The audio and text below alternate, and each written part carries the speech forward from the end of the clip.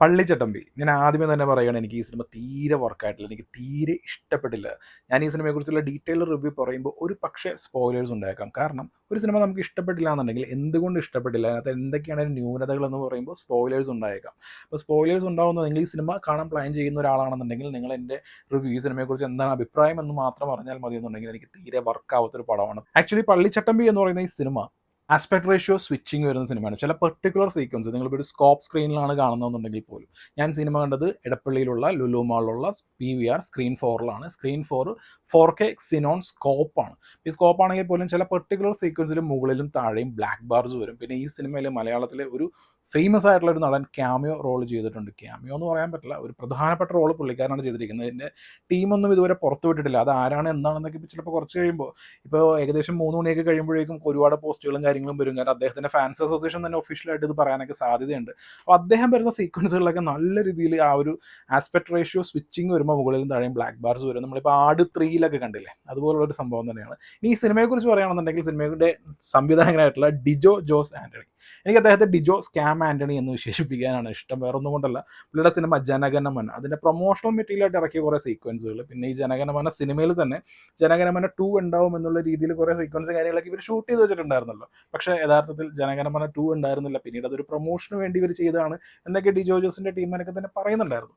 അപ്പം അങ്ങനെ നോക്കുകയാണെന്നുണ്ടെങ്കിൽ ആ ഒരു കൈൻഡ് ഓഫ് സ്കാമാണ് പള്ളിച്ചട്ടമ്പി എന്ന് എനിക്ക് പറയാം. കാരണം എന്ന് വെച്ചിട്ടുണ്ടെങ്കിൽ ഇവർ പറയാൻ ഉദ്ദേശിക്കുന്ന കാര്യമുണ്ടല്ലോ, ഈ കാര്യം പകുതിക്ക് വെച്ച് എവിടെ എങ്ങാണ്ടൊക്കെ നിർത്തി, പിന്നീട് നായകനേക്കാൾ താരമൂല്യമുള്ള ഒരാളെ കിട്ടിയപ്പോൾ അയാളെ കൊണ്ട് എങ്ങനെയെങ്കിലുമൊക്കെ ഈ സിനിമ എവിടെയെങ്കിലും കൊണ്ടൊക്കെ എത്തിക്കാം എന്നുള്ള രീതിയിൽ അങ്ങനെ ചെയ്തൊരു പടമായിട്ടാണ് എനിക്ക് ഫീൽ ചെയ്തത്. പിന്നെ ഈ സിനിമ തുടങ്ങുന്നത് വിമോചന സമരത്തിൻ്റെ ആ ഒരു പശ്ചാത്തലമാണ്. ഇപ്പോൾ വിമോചന സമരം എന്ന് പറയുമ്പോൾ തന്നെ നമുക്കറിയാം, കമ്മ്യൂണിസ്റ്റ് സർക്കാരിനെതിരെയുള്ള സമരമാണ് വിമോചന സമരം. അപ്പം നായർ സേവാ സംഘം, മുസ്ലിം ലീഗ്, കോൺഗ്രസ്, ഇവരെല്ലാം കമ്മ്യൂണിസ്റ്റ് സർക്കാരിനെ താഴെ ഇറക്കാൻ വേണ്ടി ചെയ്തിട്ടുള്ള, അപ്പോൾ ആ ഒരു കാലഘട്ടത്തിൽ നടക്കുന്ന കഥയാണ്. അപ്പോൾ കത്തോലിക്ക സഭ ഒരു ക്രിസ്റ്റഫർ സേന എന്നുള്ള രീതിയിൽ, അതായത് പള്ളികളെയൊക്കെ രക്ഷിക്കാൻ വേണ്ടി അവിടെ ഒരു ക്രിസ്റ്റഫർ എന്ന് വേണം, പള്ളിച്ചട്ടമ്പി എന്ന് പറയുമല്ലോ, അങ്ങനെ വരുന്ന ഒരാളാണ് നമ്മുടെ നായകൻ. അപ്പോൾ ഒരു നായകൻ ഒരു നാട്ടിലെത്തുന്നത് അവിടെ പ്രശ്നങ്ങൾ ഉണ്ടാകുന്ന കമ്മ്യൂണിസ്റ്റുകാർ. അപ്പോൾ ഈ കായിക ബലം കൊണ്ടൊക്കെ കമ്മ്യൂണിസ്റ്റുകാർ മുമ്പിലാണ്. കമ്മ്യൂണിസ്റ്റുകാർ എതിർക്കാൻ ആർക്കും പറ്റില്ല.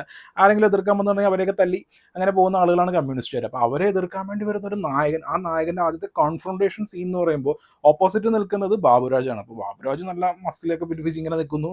ടൊവിനോയും അതെ, നമ്മുടെ നല്ല ജിമ്മനാണ്, നല്ലൊരു മോഡേൺ ലുക്കിലാണ് ടൊവിനോനെ കിട്ടിയിരിക്കുന്നത്. കിടിലൻ ലുക്കല്ലേ പുള്ളി ഇവിടെ തന്നെ.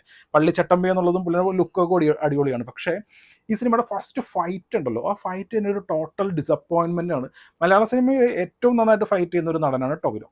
പക്ഷേ ടൊവിനോനെ ഈ ഒരു മോഡേൺ ഫിഗറിൽ നല്ല രീതിയിൽ കിട്ടിയിട്ടും ഒരു പ്രോപ്പറായിട്ടുള്ളൊരു ഫസ്റ്റ് ഫൈറ്റ് എന്നൊക്കെ പറയുമ്പോൾ അതിനൊരു ഇമ്പാക്റ്റ് വേണം. ആ ഇമ്പാക്റ്റ് ഇവിടെ ഉണ്ടാക്കാൻ പറ്റുന്നില്ല. അതിനിടയിൽ കന്നഡ നാടകത്തിൻ്റെ കുറച്ച് ഡയലോഗ്സും പിന്നെ ഒരു പാട്ടും കാര്യങ്ങളൊക്കെ ആയിട്ട് ഇങ്ങനെ പോവുകയാണ്. അതായത് ഒരു സുഖമില്ലാത്ത രീതിയിലാണ് ഇതിൻ്റെ ഫസ്റ്റ് ഫൈറ്റ് വരുന്നത്. ഓക്കെ, ഫൈറ്റ് എന്തെങ്കിലും ആയിക്കോട്ടെ. പിന്നീട് ഇതിനെ കഥ ഇങ്ങനെ പതുക്കെ പതുക്കെ തുടരുകയാണ്. അപ്പം നായകനെ കാണിച്ചില്ലല്ലോ എന്ന് ഓർക്കുമ്പോഴാണ് ജോണി ആൻ്റണി വക ഒരു പുള്ളിക്കാരൻ, ജോണി ആൻ്റണിയുടെ ക്യാരക്ടർ നായികയെ തട്ടിക്കൊണ്ടു പോവുകയാണ്, ബലാത്സംഗം ചെയ്യാൻ ശ്രമിക്കുകയാണ് ജീപ്പിനുള്ളിലിട്ട്. അപ്പോൾ ഈ 2026 കമോൺ, ഇപ്പോഴും നമ്മളിങ്ങനെ ഈ റേപ്പ് ചെയ്യാൻ പോകുന്നത്, അതൊക്കെ ആ സമയത്ത് പറയുന്ന ഡയലോഗ്സ്, ഈ സീക്വൻസ്, ഇത് കാണിക്കുന്ന ആളെ ഒരു കോമാളിയാക്കി, അതായത് കോമഡി ആയിട്ട് ആ രീതിയിലൊക്കെ കാണിക്കാന്ന് വെച്ചാൽ ഇവർക്ക് കാര്യമായിട്ടുള്ള എന്തോ പ്രശ്നമുണ്ട്.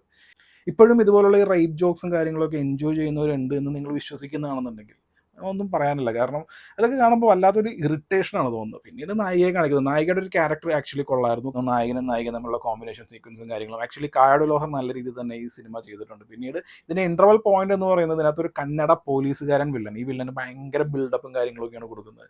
ഇയാൾ വന്നു കഴിഞ്ഞിട്ടുണ്ടെങ്കിൽ ഒരുപാട് പ്രശ്നങ്ങളൊക്കെ വരും. അങ്ങനെ ബിൽഡപ്പ് കാണിച്ചു, അതായത് നായകനും വില്ലനും കൂടി ഇങ്ങനെ ഒരുമിച്ചിട്ട് അടുത്തത് എന്താവും എന്നുള്ളൊരു ക്വസ്റ്റ്യൻ മാർക്ക്, അതിലൊക്കെയാണ് ഇൻ്റർവൽ പോയിന്റ് വരുന്നത്. അപ്പോൾ സ്വാഭാവികമായിട്ടും ഒരു മിഡ് ലെവലുള്ള ഫസ്റ്റ് ഹാഫാണ്. പക്ഷേ ഇൻ്റർവെല്ലിൽ കഴിഞ്ഞിട്ടുള്ള സീക്വൻസും കാര്യങ്ങളൊക്കെ നന്നായി കഴിഞ്ഞിട്ടുണ്ട്. പടം കുറച്ച് പിക്കപ്പ് ആവും എന്നുള്ളൊരു ശുഭാപ്തി വിശ്വാസം. അതുവരെ മിഡായിട്ട് തോന്നും. പിന്നെ സെക്കൻഡ് ഹാഫിലേക്ക് വരുമ്പോഴാണ് ആക്ച്വലി നമ്മൾ ആ ഉദ്ദേശിച്ച പോലീസുകാരൻ വില്ലൻ എന്ന് പറയുന്ന അയാളൊരു സെക്കൻഡറി വില്ലനാണ്. പടത്തിലെ മെയിൻ വില്ലൻ എന്ന് പറയുന്നത് മലയാളത്തിലെ ഏറ്റവും പോപ്പുലർ ആയിട്ടുള്ള നായകന്മാരിൽ ഒരാളായിട്ടുള്ള ആളാണ്. അപ്പം അദ്ദേഹം വേഴ്സറ്റൈൽ ആയിട്ടുള്ള ആളാണ്. ഈവൻ താടി റോഷൻ്റെ പടത്തിൽ ഒരു വില്ലൻ റോളൊക്കെ ചെയ്തിട്ടുള്ള ആളാണ്. അപ്പോൾ പുള്ളിക്കാരന് ഇതിൽ ഈഗോയും കാര്യങ്ങളൊന്നുമില്ല. ഇതുപോലത്തെ വില്ലൻ റോളുകളും കാര്യങ്ങളൊക്കെ സിമ്പിളായിട്ട് ചെയ്തു പോകുന്ന ഒരാളാണ്. അപ്പം പുള്ളിയുടെ പോർഷൻസ് ആണ് ഈ പടത്തിൽ. കാരണം പുള്ളി ഫിസിക്കലി ഭയങ്കര ബ്ലെസ്ഡ് ആയിട്ടുള്ള ആളാണ്. പുള്ളിയുടെ ശബ്ദം, പുള്ളിയുടെ ആ ഒരു ഗാംഭീര്യമുള്ള ആ ഒരു ലുക്ക്, പുള്ളിയിൽ നിന്ന് വന്നാൽ തന്നെ ഇപ്രാവശ്യം ബോഡി ബിൽഡിങ് കാര്യങ്ങളൊക്കെ ചെയ്തിട്ട് പുള്ളി രസമാണ് കാണാൻ. അപ്പോൾ ഈ സിനിമയിൽ എൻറ്റയർ നോക്കുകയാണെന്നുണ്ടെങ്കിൽ പുള്ളിക്കാരൻ വന്നൊരു 10 മിനിറ്റാണ് ഈ പടത്തിൽ എടുത്ത് പറയത്തൊക്കെ ഉള്ളൂ. അതല്ലാതെ ബാക്കിയൊക്കെ കണക്കാണ്. ഇങ്ങനൊരു വില്ലൻ വരുന്നു എന്ന് പറയുന്നത് അപ്പോൾ നമുക്ക് സ്വാഭാവികമായിട്ടും ഒരു വാവ് ഫാക്ടറാണ്. കാരണം ഇവരിതുവരെ അങ്ങോട്ടും ഇങ്ങോട്ടൊക്കെ ചെറിയൊരു ബസ്സൊക്കെ പോലെ ചിലപ്പോൾ ഇന്ന നടൻ ഇതിനകത്തൊരു ക്യാമിയോ റോൾ ഉണ്ടാവും എന്ന് പറയുന്നതല്ലാതെ ഇതുപോലൊരു മെയിൻ വില്ലനായിട്ട് ഈ പടത്തിൽ വരുമെന്ന് നമ്മൾ എക്സ്പെക്ട് ചെയ്യുന്നില്ലല്ലോ. പക്ഷേ നമുക്ക് സ്റ്റാറിൻ്റെ പുറകെ പോകാനൊന്നും പറ്റില്ല. നമ്മൾ ഈ സിനിമയിൽ ഇവർ പറയാൻ ഉദ്ദേശിച്ചിരിക്കുന്ന കഥ എന്താണോ ആ കഥയിലേക്ക് ഇതിനകത്തേക്ക് വരണം. അപ്പോൾ ഇവർ തുടക്കം മുതൽ ഇവർ ബിൽഡ് ചെയ്തിരിക്കുന്ന കോൺഫ്ലിക്റ്റാണ്. അവരുടെ നാട്ടിൽ ഒരു വലിയ പ്രശ്നം വരാൻ പോകുന്നു. അപ്പോൾ ഈ നാട്ടിലുള്ള ഈ പ്രശ്നത്തെ നേരിടാൻ പോകുന്നത് അവിടുത്തെ കമ്മ്യൂണിസ്റ്റുകാർ, അവിടുത്തെ ഹിന്ദു വിശ്വാസികൾ, അവിടുത്തെ നായന്മാർ, അവിടുത്തെ ദളിതർ, അവിടുത്തെ ആദിവാസികൾ, അതായത് ആ ഗ്രാമത്തിലുള്ള എല്ലാവരും ചേർന്നിട്ട് ഈ പ്രശ്നത്തെ എതിരിടാൻ നിൽക്കുകയാണ്. അപ്പോൾ ആ സമയത്ത് നമുക്ക് വേണമെന്നുണ്ടെങ്കിൽ ആ ഒരു ക്ലൈമാക്സ് ഫൈറ്റ് എന്നുള്ള രീതിയിലൊക്കെ പറയാം. അപ്പോൾ ബാബുരാജ് ഇതിൻ്റെ ഇടയിലേക്ക് വരുന്നു. അപ്പോൾ ആ സമയത്ത് ബാബുരാജ് പറയുന്ന ഡയലോഗ് നല്ല കൾട്ട് സെറ്റപ്പ് ആയിരുന്നു. അതിൻ്റെ ഇടയിൽ നമ്മുടെ പുണ്യോളൻ ചാണ്ടി സാറിൻ്റെ ഒരു ക്യാമിയോ അപ്പിയറൻസ് ഉണ്ട്, അതും നല്ല കൾട്ട് സീനാണ്. അങ്ങനെ ഒന്നിനു പുറകെ ഒന്നായിട്ട് നല്ല കൾട്ട് കൾട്ട് കൾട്ട് എന്നുള്ള രീതിയിലൊരു കുറേ സീക്വൻസും കാര്യങ്ങളാണ് വരുന്നത്. ഇവരെന്താണ് ഈ കാണിച്ച് കൂട്ടുന്നതെന്ന് ഒരു ഐഡിയ കിട്ടുന്നില്ല. നായകൻ അഭ്യാസമൊക്കെ പഠിപ്പിച്ചു കൊടുത്ത യുവതലമുറ അവിടെ ഉണ്ട് എന്ന് പറയുന്നു. പിന്നെ അവർ വന്ന് ഫൈറ്റ് ചെയ്യുന്നു. അപ്പോൾ ആ സമയത്ത് ഈ ജെയ്ക്സ് ബിജോയ് ഇങ്ങനെ ഒരു നല്ല മ്യൂസിക്കൊക്കെ ഇങ്ങനെ ഇടുന്നത് കൊണ്ട് നമുക്കതൊരു ചിരി ഉണ്ടാക്കാമെന്നില്ല എന്നുള്ളൂ. പക്ഷേ സംഭവം ഇത് കോമഡി സീക്വൻസ് ആണ്. ഇനി ജെയ്ക്സ് ബിജോയിനെ കുറിച്ച് പറയുകയാണെന്നുണ്ടെങ്കിൽ പുള്ളിനകത്തൊരു ഓക്കെ വർക്കൊക്കെ ചെയ്തിരിക്കുന്നത്, അത്ര ഗംഭീരമായിട്ടുള്ള വർക്കൊന്നും പറയാനില്ല. പക്ഷേ ഈ സിനിമയിലുള്ള കുറേ കോമാളി സെറ്റപ്പുകളുണ്ടല്ലോ, ആ സെറ്റപ്പുകളൊക്കെ പുള്ളി മ്യൂസിക് വെച്ച് നല്ല രീതിയിൽ കവർ ചെയ്യുന്നുണ്ട്.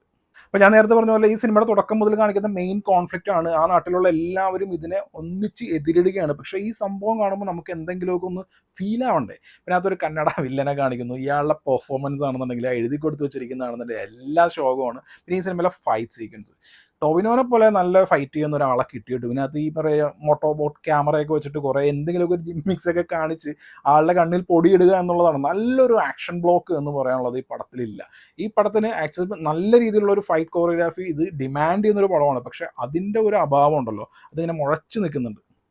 അപ്പോൾ അങ്ങനെ തട്ടിക്കൂട്ടി എന്തെങ്കിലുമൊക്കെ പറഞ്ഞു കഴിഞ്ഞ് മണ്ണിന് വേണ്ടിയുള്ള യുദ്ധം ഇവിടെ അവസാനിക്കുന്നില്ല എന്നുള്ള രീതിയിലൊക്കെ പറഞ്ഞ് പിന്നെ നമ്മൾ കാണുന്നത് പഴയ KGF സെറ്റപ്പാണ്.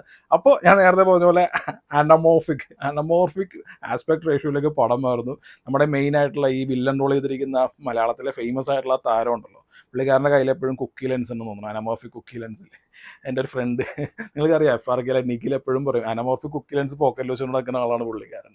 അപ്പോൾ പുള്ളിയുടെ സീക്വൻസ് വരുമ്പോഴേക്കും കംപ്ലീറ്റ്ലി ഇത് അനമോർഫിക് ആസ്പെക്ട് റേഷ്യോയിലേക്ക് മാറി. അപ്പോൾ ആലോചിക്കണം, മെയിൻ വില്ലനും നായകനും തമ്മിലുള്ള കോൺഫ്രണ്ടേഷൻ സീക്വൻസ് ആണ്. അപ്പോൾ വാടാ എന്നൊക്കെ പറഞ്ഞ് അങ്ങോട്ടും ഇങ്ങോട്ടും കൂടി രണ്ടുപേരും ഇങ്ങനെ പോകുമ്പോഴേക്കും ബും പടം തീർന്നു. ഡിജോ ജോസ് ആൻ്റണി ഫിലിം. അതായത് ഇനി ഇതിൻ്റെ കണ്ടിന്യൂഷൻ അറിയണമെന്നുണ്ടെങ്കിൽ അടുത്ത പടം വരണം. ഡിജോ ജോസ് ആൻ്റണിയുടെ ട്രാക്ക് റെക്കോർഡ് വെച്ചിട്ട് അടുത്ത പടം വരുമോ എന്ന് നമ്മൾ ആലോചിക്കേണ്ടിയിരിക്കുന്നു. അപ്പോൾ അങ്ങനെയൊക്കെയാണ് ഈ സിനിമയുടെ മൊത്തത്തിലുള്ള പാക്കേജിങ് വരുന്നത്. അപ്പോൾ എനിക്ക് ഇതൊരു പക്ക സ്കാമായിട്ടാണ് ഫീൽ ചെയ്തിരിക്കുന്നത്. വിഷുവാണ്, വിഷുവിൻ്റെ ആദ്യത്തെ പടക്കം എന്ന് പറയുന്നത് ഡിജോ ജോസ് ആൻ്റണിയുടെ വകയായിരുന്നു.